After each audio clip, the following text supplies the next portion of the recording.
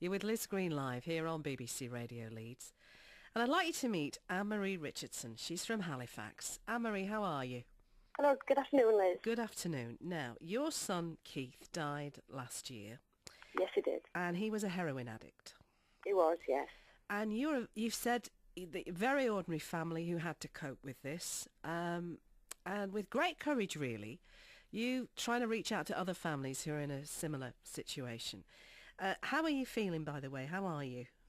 I'm fine at the moment, thank you. Me and the other three children, we support each other, and we're all supporting Loved Ones Unite.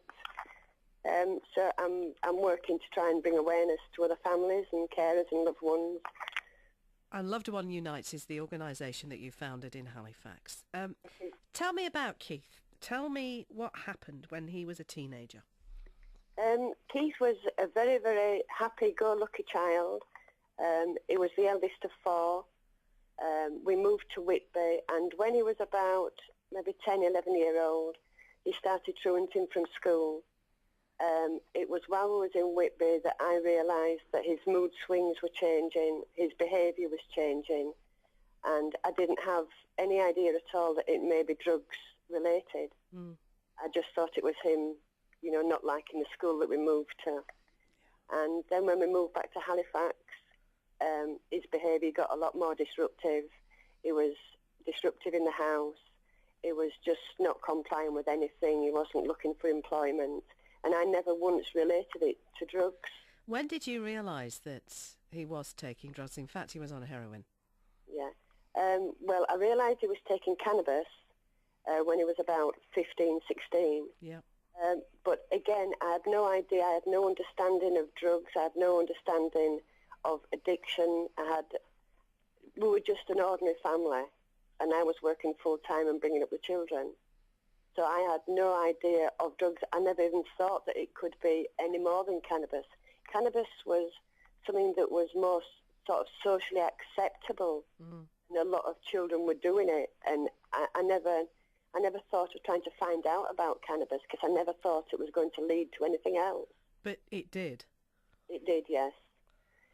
When Keith was maybe about in his 20s, he was upstairs, and I often found little bags of white substance.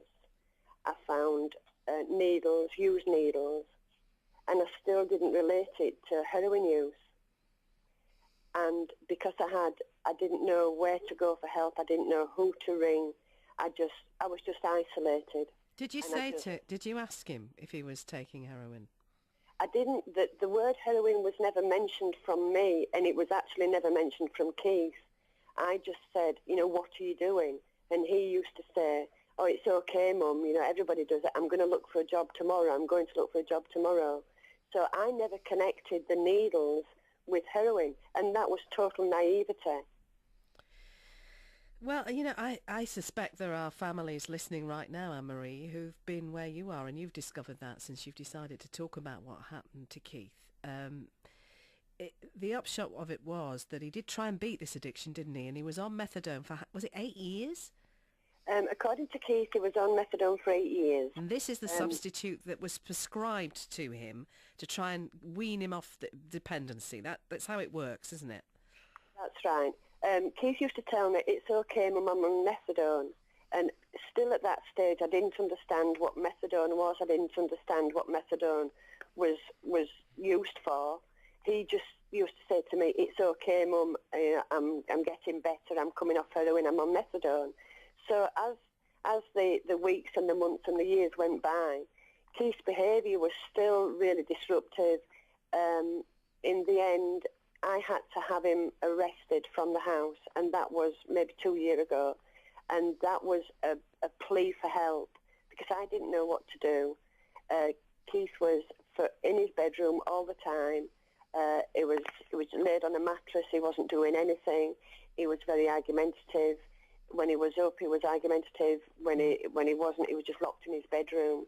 And I just didn't know what to do. I didn't know what the issues were. I didn't know how to help him. And of course, his siblings, they suffered as well, because there was 3 other siblings in the house. And of course, they didn't understand either. Us as a family did not understand. We was expecting Keith to tell us what the problem was. And of course, Keith never did. So Keith was isolated in his own world. When I realised that Keith had been on methadone for such a long time, we got back together about 2 years ago, 18 months, 2 years ago. We connected on Facebook, and I hadn't seen him for a good 2 years before that because he was banned from coming near the house. And when we started talking again, he then opened up because I was more aware of what was happening, and I was more likely to talk to him, and I was more open to conversations about it. I asked him exactly what I was doing, and he said, Mum, I'm on 2 mil of methadone, I'm on 4 mil of methadone, it's gone back up, I'm doing this. But I knew then that his facial expressions were changing, his body structure was changing, but he was more connected with me. We did have quite a good connection. Right. Let me just let me remind people what we're talking about. Marie Richardson is here. That's fine. You're with BBC Radio Leeds. We're talking about Anne-Marie's son, Keith, who died last year. And now Anne-Marie has a mission. She's telling her story. She's trying to connect with other families who faced what she's faced with her son. And I'm asking you, how should we deal with heroin addicts? This is the number if you want to join in our conversation, 0845 303 3333. Now, Keith said to you that being on methadone, which was prescribed, was a bit like being on death row. And the help for him to get off this drug, and the help for you as a family to deal with the fact your son was on this drug, you believe is just non-existent, don't you? Yes, I do. For me as a family, there was no help at all. Plus, it was my side as well because I didn't know where to connect. I didn't know the names of the drug services, and Keith didn't tell me about the drug services. And Keith used to say to me, maybe only a couple of months before he died, he said, Mum, I've been on death row for 8 years now. And I said, Keith, what do you mean? He said, I've been on this methadone for 8 years. And I'm not naive enough to know or to think that he wasn't taking anything else because I know he did relapse onto heroin.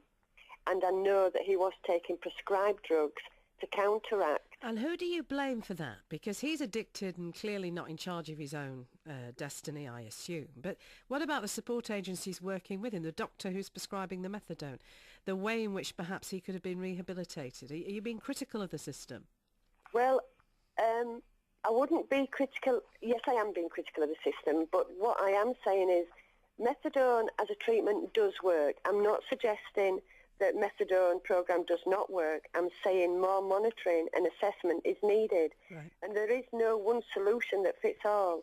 That is why a client is assessed in the first instance. And there are many underlying issues to be dealt with when a person discontinues the use of heroin, as mental health, psychological, emotional and physical issues. You want abstinence, don't you? Would you rather that your son had gone cold turkey in a corner? Well, no, that sounds too cruel and that sounds inhumane. I wouldn't expect a client or an addict to sit in a corner and to be forced to go through cold turkey. What does need to be happen is support with that client. It needs to be like a detox time to talk to the client about, in 4 weeks maybe or in 6 weeks, we are going to take you off the methadone, and to psychologically and emotionally prepare that person to be without the methadone. And for you and your family, Anne-Marie, who are not hooked on heroin, an ordinary family, that's how you've described yourselves. Yes, yes. What do you want for families like you? There might be families listening right now, like you. What do you want? For families like me, I would like families to be heard. I would like families to be included in the assessment. Although I do understand about confidentiality, and confidentiality in the drug services is a high priority, and I do understand that. But what I feel is that families need to be included. Families need to be aware of what their son, daughter, loved one, person that they're caring for is going through. And I would like to see more abstinence programs, more rehabilitation. I myself could not afford to put my son through rehabilitation. That was a dream, and that's a dream for every mother or every family or every sibling to see their son, daughter, brother or sister to go into rehabilitation. We just can't afford this. And no, to put a client into a corner and let them go cold turkey is not the answer. It's support. It's emotional support and psychological support to come the day that they are going to be taken off the methadone and to be supported through services. Thank you. Good luck. Thank you. Marie Richardson, she is in Halifax talking about her son Keith. She's formed a support group in Halifax called Loved Ones Unite to help the families of addicts cope.